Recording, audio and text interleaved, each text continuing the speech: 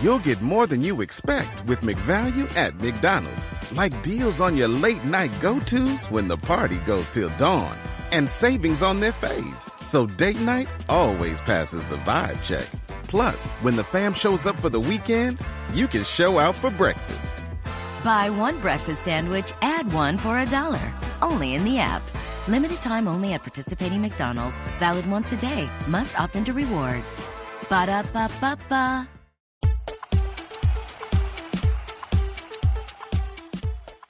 Hello and welcome to part 3 of 1865's pre-season preview with me, Rich Ferraro. If you haven't yet, do check out the first 2 parts of our pre-season extravaganza. In part 1, in our Football Terrorist show, we discussed some of the factors that Forest will be thinking about in terms of personnel, formations, and so on and so forth, and had a few games and laughs along the way. In part 2, our Tom spoke to Greg and Reese from Talking Reds and Red Side of the Trent podcasts for a cross-pod collaboration thinking about the season ahead. And before we go on to today's podcast, in which we have a very special guest, City Ground Stadium announcer Mark Dennison, a little personal message from me, which Baz and I recorded a few days ago. Regular listeners who know about Baz and I, you'll know that we started the podcast because we're brothers, basically. And you will also maybe noticed that we weren't on the podcast quite so much at the end of last season. 1865 started with Baz's bright idea that after going to games together, it's a family thing, we should sit down and talk about those games.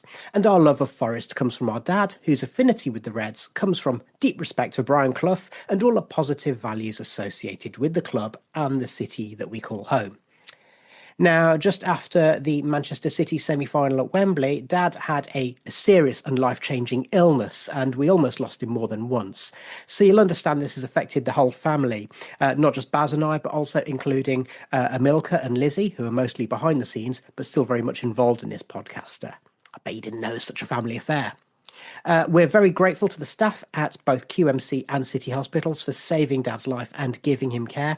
But unfortunately, it does look as though 1865 Dad has been to his last match at the City Ground. Now, I would also like to mention that it's not all been bad news. We're delighted to confirm that we have 2 new babies in the 1865 family, including our very own Tom and Lizzie. So congratulations to them on their new parenthood. And there's another 1865 baby on the way later in the autumn. I also want to say a big thank you to Stephen, to George, to Maradona, to Tom and Adam for picking up the mantle when Baz and I have had other things to deal with. So we salute you. Now, back to 1865 Dad. In many ways, he would hate the fact that we're talking about him like this, but also, as many old men do, he enjoyed being the centre of attention. So, Baz, perhaps this would be a good time to give him the last word. So, I enjoyed this. What was it he said to you as we were getting in the car to go to Wembley for that semi-final? So the literal last words that he ever said to me that he could actually articulate were, enjoy the game, watch out for the hooligans.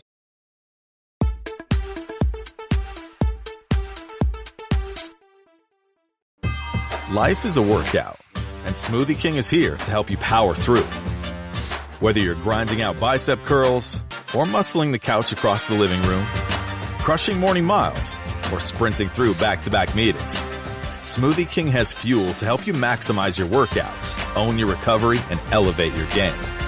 Give your body the energy, protein, and power it needs with a lineup of delicious smoothies made to help you conquer your goals. Only at Smoothie King.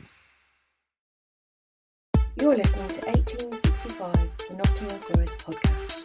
So now we say a big hello to somebody who is the City Ground Stadium announcer, local media personality, broadcaster, and all-round legend. Somebody who's limbering up for the season coming up. And listeners, you can't see this, but he's wearing a headband, a Forest shirt, and an incredibly small pair of shorts. It is Mark Dennison. How you doing, Denno? I'm good. I'm good. I'm sorry for putting you off your cornflakes, by the way. That's really not a nice vision, is it? But genuinely, listener, he is wearing a Forest shirt. I can, and it's a vintage one.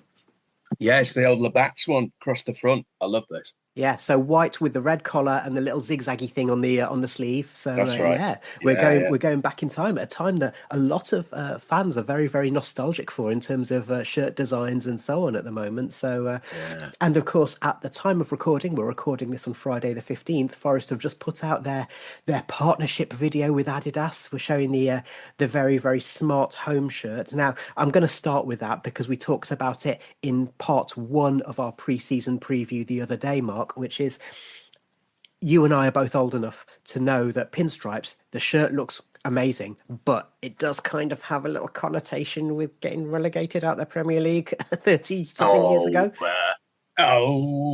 Why'd you have to bring that up? Oh, you're not as superstitious as I am then. Well, I saw a few things online about that and I quickly kind of scrolled past. So I'm going to do the same with this conversation. Now, I think when you see it in the flesh, as opposed to just on your phone or a screen or whatever, no, it's a very nice looking shirt. I like it. And I have to say as well, I've read a couple of bits in the national press where they're comparing shirts. It's gone down well nationally as well, hasn't it? The red shirt, and of course Forest fans absolutely love that away shirt. The nod to our history and a bit of nostalgia in there as well. So yes, and I guess there's going to be a third kit launch, which everyone seems to be eagerly anticipating on social media. So the club can have people, frankly, hanging on strings with that one. Now, in terms of why we're talking to you, yes, it's the eve of the new season, and of course that means it's you've already done a bit of pre-season announcing, I suppose, but it means that the new season is starting for you as well. And in the first part of today's show, we want to have a little chat about what that actually looks like. What does the stadium announcer do? What does that typical day look like? And I guess if we take a weekend match, so we're starting on Sunday. First of all, what time do you get to the stadium? I generally get there a couple of hours before kick-off. So, as you say, on a Sunday, 2 o'clock, it would be there for about midday. Go and have a chat with people pitch side, the people who put the scripts and the content together. This season, as is often the case, actually, there are a few new people in and around the club and a few new providers as well. So I've met some of those individuals through the pre-season games, but I think with the first one of the season, there's always this anticipation, and I think particularly now in the Premier League, things have stepped up. Yeah, there's more spotlight on Forest over the last few years, actually, and I think this season will be no different. So yeah, I get there a couple of hours before, have a chat, have a look at the scripts, see if there's anything in particular we're doing. Some games there is something like I don't know, if you're doing a minute's silence or something like that, it's important that we know exactly what we're all doing, how it's all going to work. And then I've got a bit of free time, and just to sort of lift the curtain, if you like, peep around the curtain. One of the most exciting things, I think, behind the scenes recently at Forest has been the revamped media room. So you go in the media room, and depending on who's covering the game, might be Sky or TNT or whoever, that media room is busier than it's ever been before. But also, the most exciting thing for me is they've got a pick and mix store. And so I've got into this terrible routine now of, my dentist hates this, of going to the media room, just having a look around, seeing if any familiar faces and names are there. Sometimes there are. Had a nice chat with Chris Kamara in the toilet a few months ago. Anyway, pick and mix, get that, get my bottle of water, get a cup of tea, and then wander back pitch side. And then we generally start about an hour before kickoff. So, you know, there's a bit of a routine now of certain key messages, interviewing the mascots, team lineups, all of that. And then before you know it, we're at kickoff and away we go. Okay. I mean, you mentioned there about scripts and running orders and so on and so forth. I mean, for me, I'm kind of thinking to myself, basically, listeners, you may be delighted to or horrified to learn that actually we do write scripts for our podcasts. We do have running orders. When we do match reports, obviously it's kind of a bit on the fly because it's dictated by what happens in the match. But for our recognised podcast, I'm just showing I've got a big old page of notes here. And I guess it's the same for you, isn't it? If nothing else, there's announcements that you need to make, and there's also, for example, I don't know, sponsors messages. Is that the kind of thing we're talking about? Yeah, I've been there a little while now, so I'd like to think that they trust me to deliver it not just in the right way, but if there's something that needs wording in a particular way, then we stick to that, absolutely. But equally, if there's something that needs or can have a little bit of embellishment for all kinds of reasons, or cutting down. Sometimes you're running over time, so you need to just like rattle through what you've got, and that means being quite economic with words. And so it's just one of those jobs where you have to be. It's a bit like broadcasting, radio or podcasting or TV. Things change, and occasionally something happens where you've got to do something on the fly, and you just got to go with that as well. That's part of the job. Okay. And the other thing, like you say, you've been doing this for over 20 years now, and in that time, if nothing else, like the technology around the ground has changed. So I'm guessing in the early days, there's all sort of a clipboard with lots of bits of paper. You're doing it on an iPad now? I still use, sorry, tree fans. I'm still using paper and a clipboard. I know that's quite bad, and perhaps actually this season it's a good point. I think maybe this season might be the one where there is an iPad involved. I think for lots of reasons at the moment, and it could be that I mentioned a few new people in and around the place. Sometimes you can have a shared document.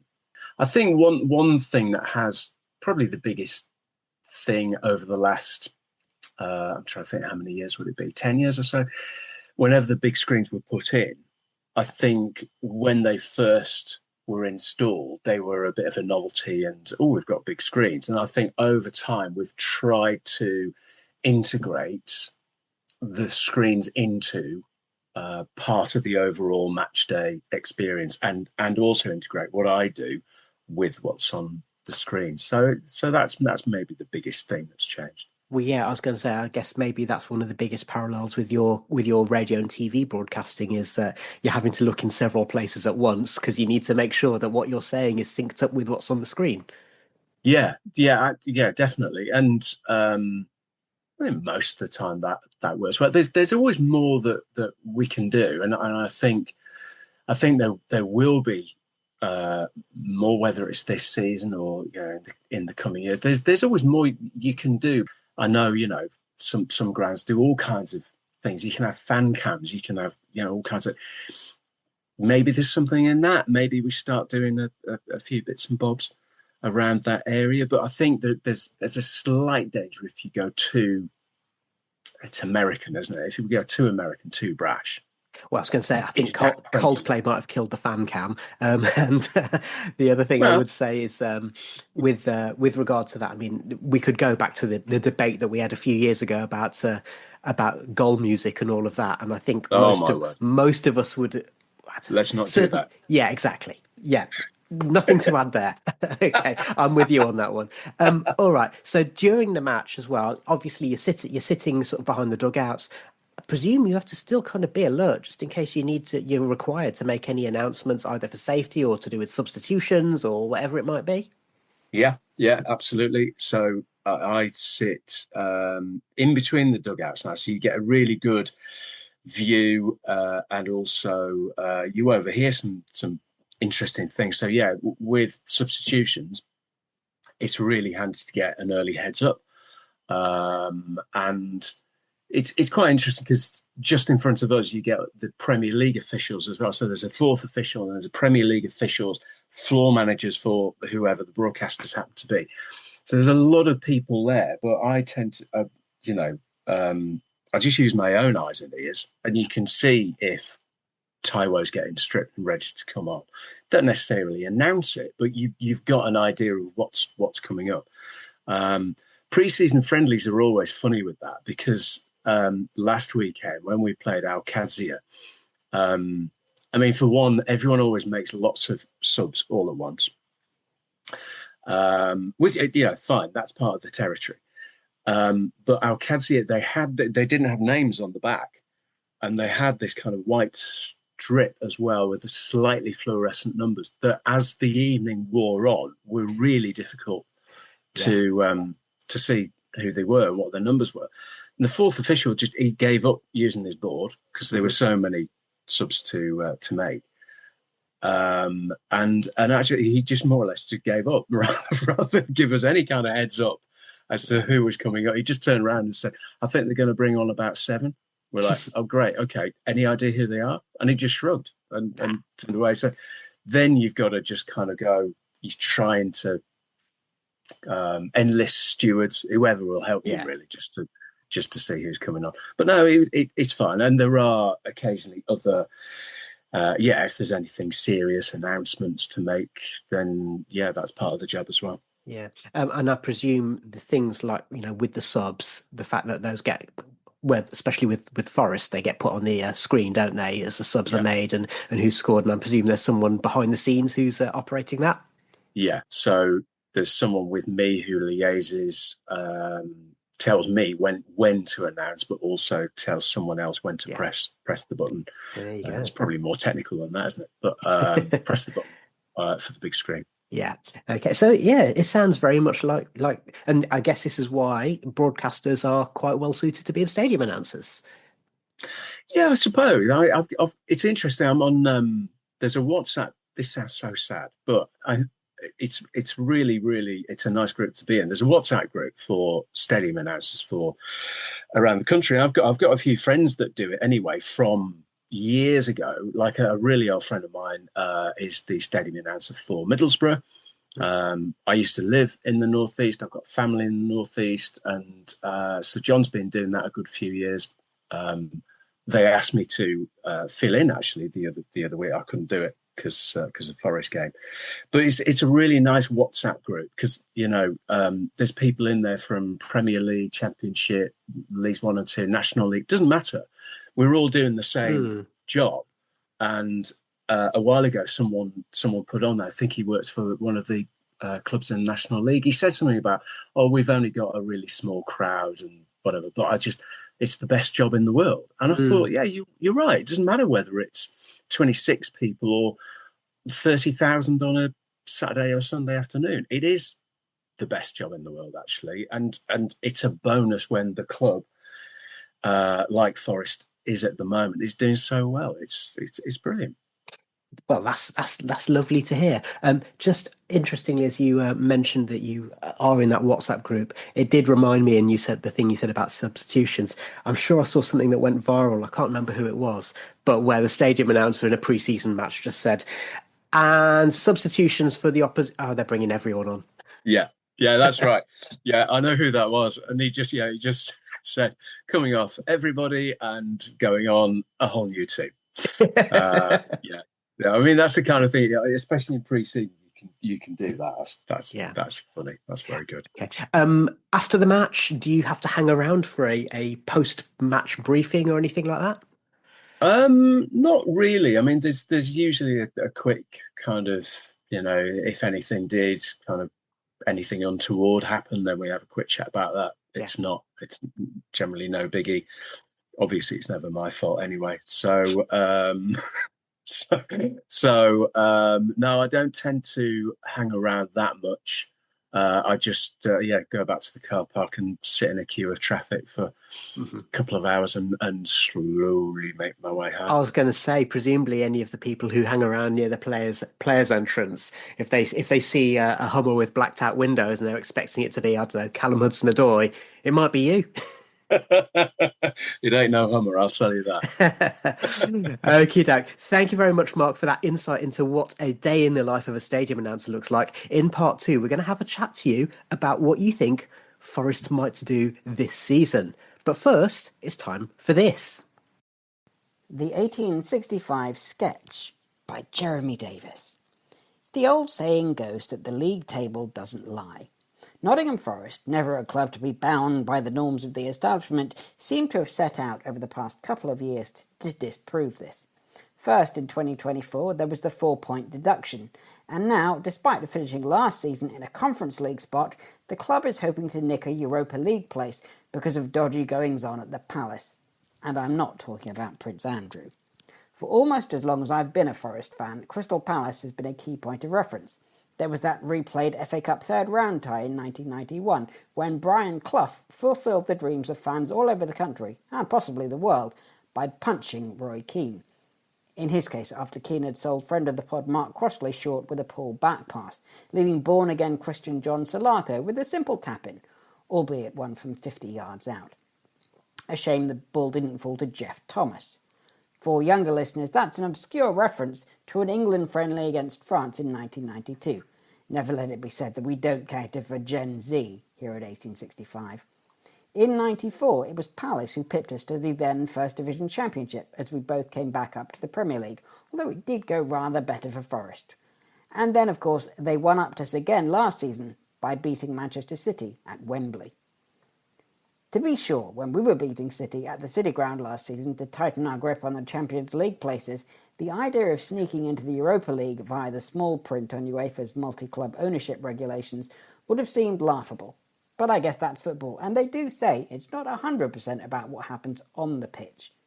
You've got to have some sympathy for Palace fans, although for Crystal Palace chairman Steve Parish, not so much. I coach an under-15s team, and I can tell you that staying on top of football admin is important. Rules are rules, off the pitch, just the same as on it. I suppose what's happened to Palace is a bit like getting a goal disallowed after a lengthy VAR review has found an offside earlier in the move. This is why we fell in love with the game. Parish went on the Rest is Football to express his frustration to noted Leicester City fan Gary Lineker that UEFA had emailed the important information about the change of deadline for resolving any issues around multi-club ownership to the generic info@cpfc email account, and nobody had read it. It's a defence about as convincing as was Leicester's for much of last season.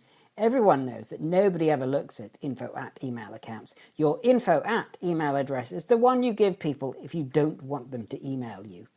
In which case you might tactfully suggest it isn't the one you should give to the all-powerful governing body of your sport on the basis that no matter how many newsletters, affiliate promotions and other spam they send you, no matter how many times you unsubscribe, there might just occasionally be something important that you really should read. Parish also objected to Forest for grassing him up, seemingly on the grounds that they hadn't done it sneakily enough. There's not a lot of confidentiality in some organisations, was his thinly veiled and thin-skinned rebuke. To be fair, after the controversy over Tottenham's behaviour in the matter of the strictly confidential Gibbs-White release clause, he may have a fair point, which is hopefully the least Forest can manage when we visit Palace in the second game of the season. Whichever tournament we end up in, the prospect of European football is an exciting one, although those notorious European hangovers are a worry for any club playing in the Thursday night matches. Perhaps we need a miracle, which may be why we've signed a striker called Jesus, who may not be great with crosses, but could be a handy man to call on if you need to recover in 3 days.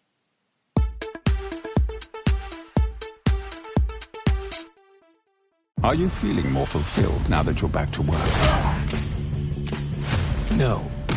I need a vacation. See the movie that critics are saying is an awesome, Look at that. crowd-pleasing, fist-pumping, all-out brawl of a film. You're right about that. They're coming after our family. Go fix this. Oh, my. Nobody 2, rated R, only in theaters now. You're listening to 1865, the Nottingham Forest podcast. Welcome back to 1865, the Nottingham Forest podcast, and part 3 of our pre-season preview. I am joined here by City Ground Stadium announcer Mark Dennison. And Mark, in part one, we talked a little bit about what your life is like as a stadium announcer. Now we want to hear from you almost as a fan. So the first thing is just to think about, are you feeling optimistic for the season ahead? Yes. Yes, I am. And that's not through any kind of, I don't know, romantic kind of rose-tinted spectacles kind of delusional kind of way. I just think there is a lot to look forward to. We're back in Europe. Now we know what flavour of European football it is as well. I think last season proved that we belong in the Premier League. I think there's always that thing people often talk about. You get promoted, then you stay in the league, then you try and build. And I don't think there was any mystery last season. We didn't just build, did we? We just rocketed up to that certainly top six, and we were in there for a long, long time. And I think it says a lot that on the final day there was a slight disappointment that we didn't finish in the Champions League spot. But when you kind of step back from that and you think, blimey, we were disappointed we didn't finish in the Champions League spots. Yeah, I think most people would have settled for at least mid-table. yeah, I would have settled for 14th, a boring kind of 14th. That would have been progress, and let's just take it steady. But no, where we finished was amazing. Now we know which brand of European football we've got. I'm not a big one for predicting where we'll finish, but I just think everyone can see that things are building nicely, and the kind of players that we've already signed, the players we are at this time of recording being linked with as well, I think there's a lot to be excited about. Yeah, absolutely. I think it's difficult to disagree with that. And yeah, I would also agree. I think taking the temperature of how the fans felt last season, first 5 days or so after that Chelsea match, despondency, disappointment. But then people realised, hang on, what have we just done? What have we just done? Coming back to the fact that you do have a bit of an insight into the way the things work at the club. In terms of your contact with the club, how has European qualification and the confirmation of that Europa League place just in the last few days, has that changed anything around the club in terms of the feel of things? I think it just crystallises that optimistic feeling. I think obviously there are going to be more games, and that means more games for fans to enjoy. But also, I was thinking the other day, actually, it was such a weird time. You're in limbo for a long time. This goes for Forest and Palace as well. If you don't know which competition you're going to be in, then that affects so many things. Just to kind of give you an idea, there are certain things around the ground that had to change if you qualify for Europe. And at that time, we were in the Conference League. So things like the size of the boards, the electronic boards around the perimeter of the pitch, they've had to be changed because they need to be a certain spec according to UEFA. I assume it's the same for Conference League and Europa League. So things like that, they are material things that obviously, there are rules around that, and you've got to abide by those rules. But in terms of player recruitment as well, if you're trying to attract players and you're saying, well, we might be in Europe, but we don't know yet. At the moment, we're in Conference League. If you're a player or an agent, naturally you're going to go, well, can you just come back to me when you know? Yeah. By which time other clubs may well have come in for that player. And it's been really messy, and it did take quite a long time to sort out. Yeah. I'm sure it could have been done a bit quicker.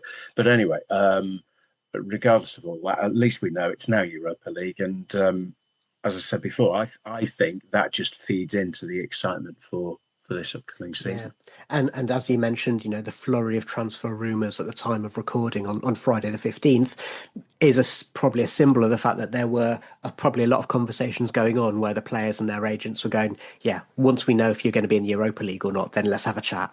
So, with regards to the European nights, I mean, I'm guessing you've said already that it's the best job in the world to be a stadium announcer.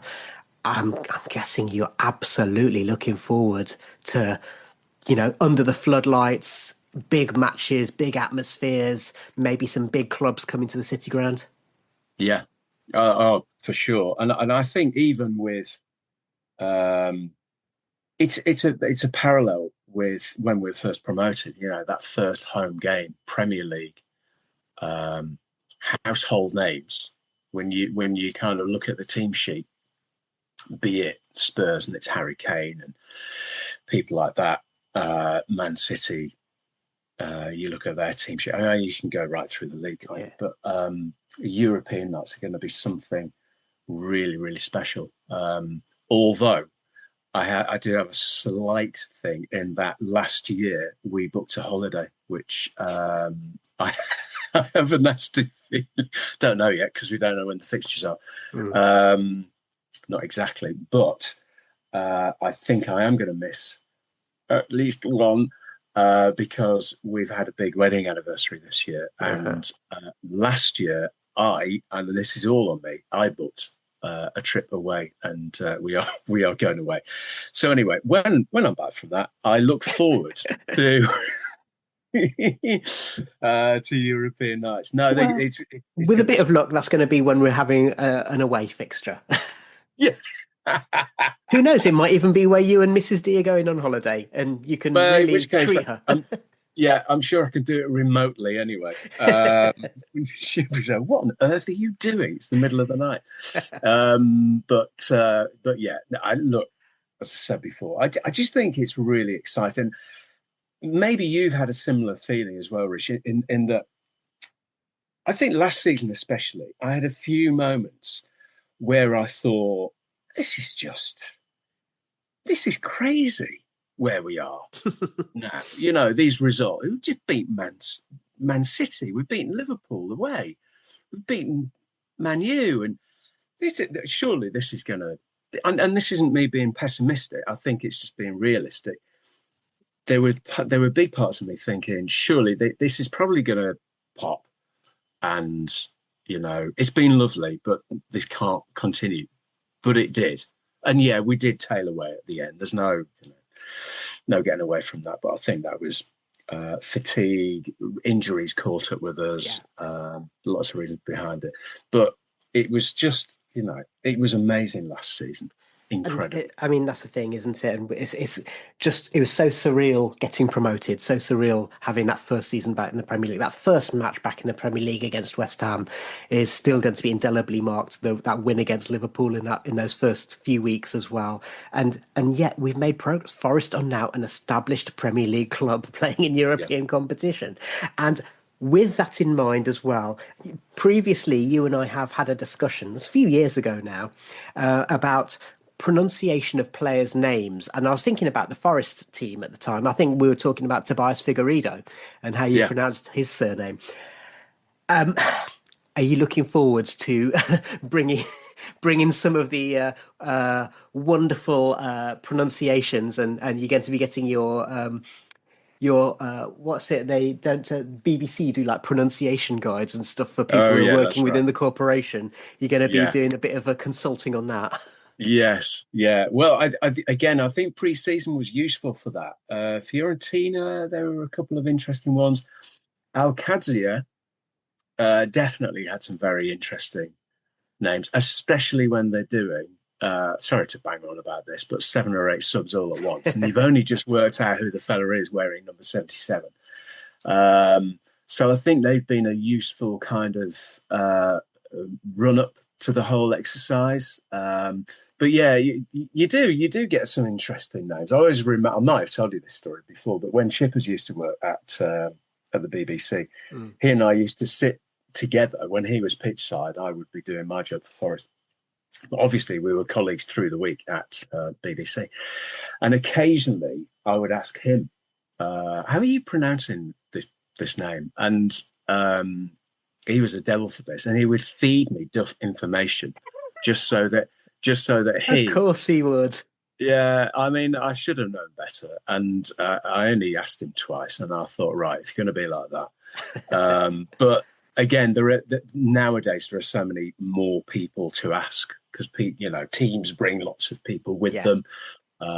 So yeah, there's always someone to get advice from. So, and again, I guess that's a difference in scale compared to the championship days, which is that there's so many more people around, and therefore more people to kind of, and everyone wears a different hat, so there's always going to be somebody you can ask, I guess. Yes. Yeah, cool. Absolutely. All right, and just to finish for today, I wanted to ask you some of the questions that we asked some of our listeners and indeed some of our panelists in part 1 of our pre-season preview. So we did some polls, and the first question, and of course I appreciate that due to diplomatic reasons, there may be some of these that you maybe want to defer on, but first one is, who do you think has been the Forest signing of the summer so far? And I gave the options of Igor Jesus, Dan Ndoye, Jair Cunha and Morgan Gibbs-White.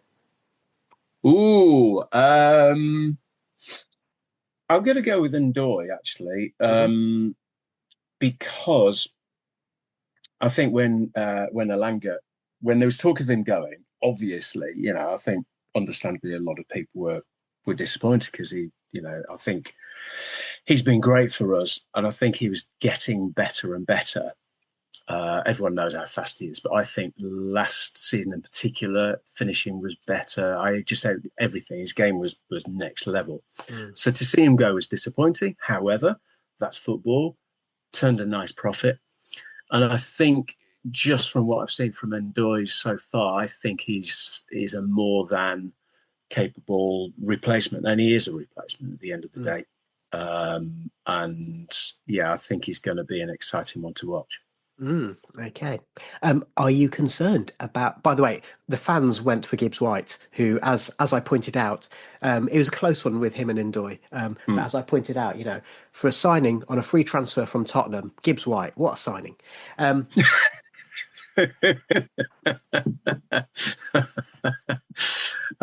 the next one is... That's all I'm going to say on that, just laugh. Yeah. The next one, are you concerned about Forest's pre-season? And I guess we're thinking mainly about the fact that we haven't scored many goals.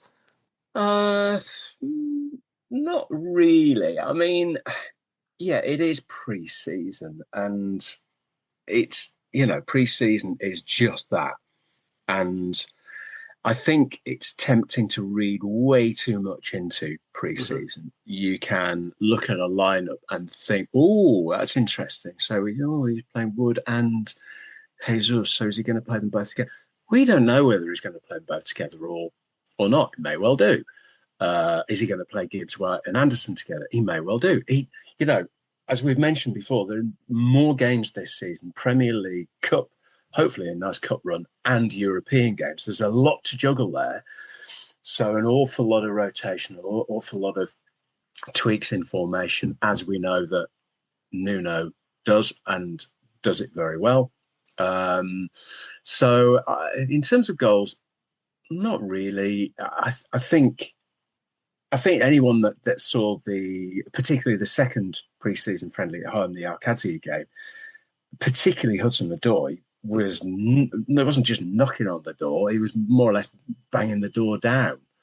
And incidentally, I just have a suspicion it's going to be his season as well. I think, I don't know, you look at the way he's got a swagger about him. He's playing with his collar up. I think that's quite, you can read too much into these things, but I think Hudson-Odoi is going to have a heck of a season. Just quickly on that one, when you see, when you're around the club on match day and you see the players coming in and so on, do you ever get that feeling of like, yeah, you're going to do something today? Yeah. Sometimes there is just something in the air that you can't fully describe. There's just There's just something around the place. I remember the which game was it? I think it was the Man City game. There was something, and I remember walking in. It was an early kickoff, I think, and yeah, there was just this atmosphere. Not a cockiness. Everyone was just extremely, extremely happy, and yeah, I don't know. Sometimes you just can't. Having said that, I have walked in at times before when you think, oh yeah, you get a similar kind of feeling, and it doesn't always pan out that way. So when it does, I think we've just got to enjoy it. Yeah, fair enough. Okay, what do you think is going to be Nuno's first choice formation for the forthcoming season? 4-2-3-1, 4-4-2, diamond, 3-4-3, or 3-5-2?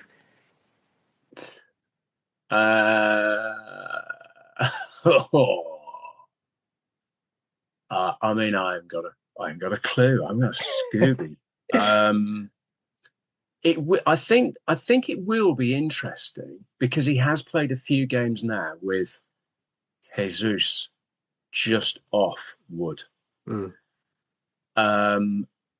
that is an interesting one. So if he does that, where does Gibbs White play? Yeah. And I know he played Gibbs White and Anderson further back, and they can both do that, and they can pivot as well. What I'm aware what I'm doing now is not answering the question and instead asking more questions instead. And that's why I'm thinking about pursuing a career in politics next. But I don't know is the very short answer. I know some people were speculating about 4-4-2, but it don't really look like 4-4-2 to me. So yeah, I don't know. Yeah, okay. I'm gonna answer your question with another question, which is I noticed you pronounced the new Brazilian striker's name as Jesus. Yes. Have you had the style guide, the pronunciation guide on the new players yet? Well, yeah, I did actually ask at the Fiorentina game. When I first arrived, we were chatting about all kinds of things, and I asked about pronouncing his name, and we then the guy I was talking to then had a chat with one of the high ups at Forest, who advised me it was Jesus, because I didn't know whether it was Jesus, Jesus, but I was told Jesus, Igor Jesus. Yeah, I always thought it was a je sound in Portuguese languages, but anyway, that's interesting to know. I know. We'll see if Igor corrects you at any point. Yeah, he might just wander over and say, "Excuse me." Yeah. I mean, one of those. Just on that, Ola Aina, Aina. I mean, Ola pronounces his own name in different ways. I've noticed. So I usually go with Aina, but occasionally I've dropped in an Aina because I've heard it refer to it as Aina, and I don't know. He changes his own mind, doesn't he? So, but he can do what he wants.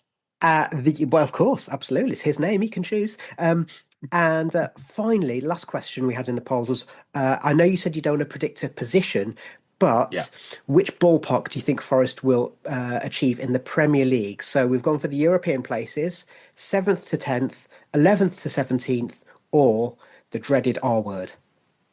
No, not that. I mean, I would be happy with top half. But I think the key thing this year is going to be balancing. You're going to need a bigger squad, which I think is happening, along with the rotation we've talked about, tweaking formations and all of that. So purely for that reason, it's not anything pessimistic. I just think it's going to be an interesting one just to see how all of that is managed. So yeah, top half. And that, again, for me, that's still progress. Yeah, absolutely. If we can have a decent European campaign and finish top half, that's still a very good season, I think. So that brings us to the end of our conversation with Mark Dennison, who's the City Ground Stadium announcer. And I just want to say thank you very much, Mark, for joining us. Now, listeners, We will be back with our first match report after Sunday's game against Brentford. We're obviously very much looking forward to the occasion, and we hope you will join us then. If you like what you hear, then of course do like us on social media, follow us, but not in real life, and also subscribe to our content via your podcast provider of choice. In the meantime, thanks again to Mark, thanks to Jeremy, and thanks to you for listening. Come on, you Reds.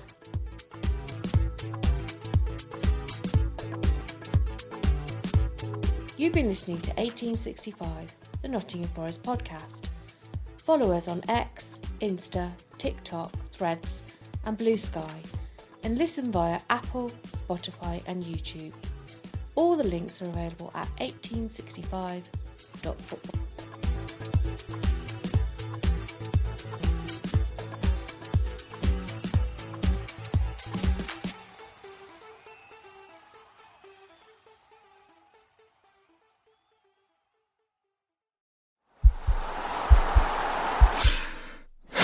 This podcast is part of the Sports Social Podcast Network.